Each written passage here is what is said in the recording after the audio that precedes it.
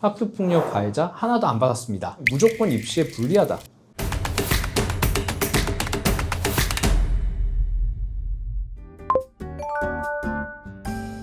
경우에 따라서 달라요. 서면사과 접촉금지, 교내봉사 이 조치들은 비교적 학교폭력 조치 중에서 경미하다 보니까 기재를 한 번에 안에서 봐줍니다. 어떤 경우에 봐주냐면 이 학교폭력이 첫 번째 발생시킨 학교폭력이고, 예를 들어 교내봉사 조치를 받으면 그 기간 내에 교내봉사를 이행을 했다라고 하면은 기재를 한 번에 안에서 봐줘요. 중학교, 고등학교는 학교폭력 처음 발생한 거면 3년 동안 유보를 해주고, 초등학교 같은 경우에는 학교폭력 처음으로 조치를 받은 이후 3년 동안 아무런 조치를 받지 않으면 기재 유보의 대상이다, 이렇게 이해를 하시면 될 것 같아요.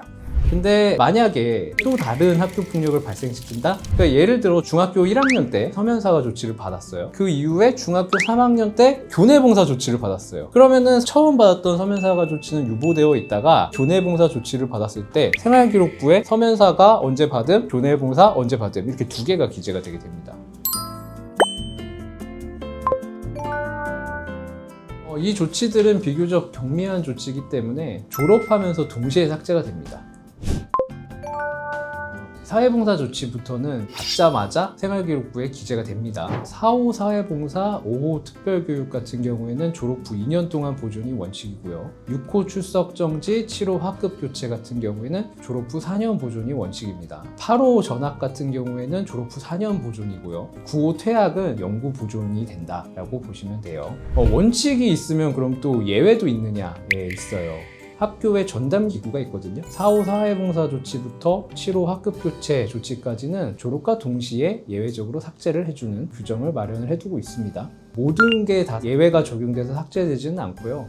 생활기록부에 기재가 바로 되면 입시에 엄청난 불이익을 발생을 시키죠. 근데 졸업하면서 삭제된다는 규정은 제가 보기에는 별로 중요하지 않다고 봐요. 왜냐하면 내가 중학생이에요. 고등학교에 입학하려고 하면은 졸업하기 전에 이미 진학할 학교가 정해지고 생활기록부가 넘어가게 되는 거거든요. 고등학생 같은 경우에 대학교 진학할 때도 마찬가지고요. 그렇기 때문에 졸업한 후에 삭제되냐? 이거는 중요하지 않을 수가 있죠.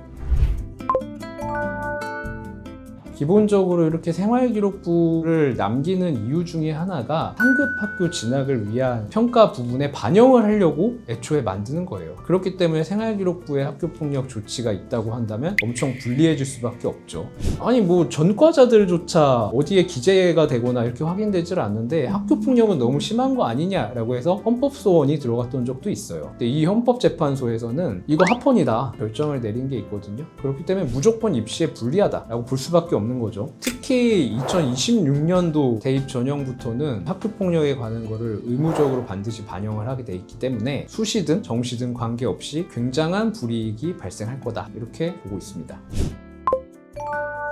엄청나게 복잡한 게 맞아요. 학교폭력에 관한 생활기록부에 남게 하는 규정이 2012년도부터 시작이 됐거든요. 서면사과, 접촉금지, 교내봉사 이 조치들까지도 전부 다 생활기록부에 기재가 됐었거든요. 이게 입시랑 관련되다 보니까 소송이 제기되기도 하고요. 분쟁들이 너무 많아지다 보니까 2020년부터는 제도를 조금 바꿉니다. 서면사과, 접촉금지, 교내봉사 조치에 대해서 기재를 유보해주는 제도가 새롭게 시작이 됐어요. 이렇게 하다 보니까 학교폭력 발생시킨 애가 왜 이렇게 솜방망이 조치를 받느냐라는 비난이 또 다시 이어졌고요. 그러다 보니까 2024년도부터는 출석정지, 학급교체, 전학 이런 조치들에 대해서는 오랫동안 생활기록부에 보존을 해야 된다, 이런 얘기들이 나오면서 제도들이 계속해서 바뀌어왔습니다. 그러다 보니까 당연히 생활기록부 기재, 삭제 이 규정에 대해서 복잡하다고 느끼실 수밖에 없을 것 같아요.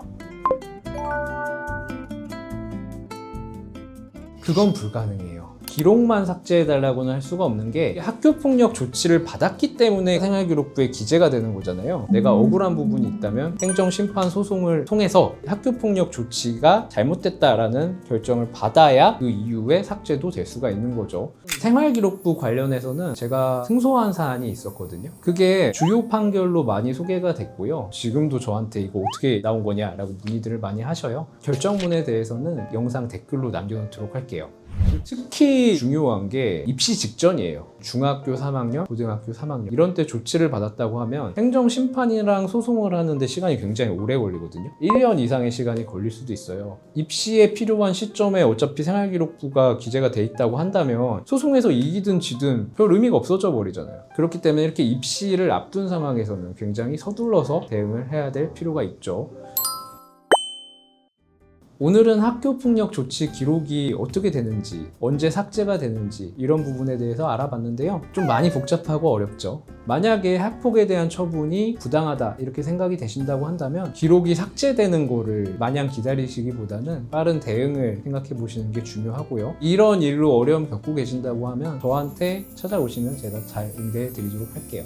오늘 영상 도움되셨다면 좋아요, 구독하기 많이 눌러주시고요. 궁금하신 내용 댓글로 달아주시면 제가 시간이 나는 대로 확인을 해서 답변을 드리도록 하겠습니다. 지금까지 법무법인 파트 1 박종민 변호사였습니다. 감사합니다.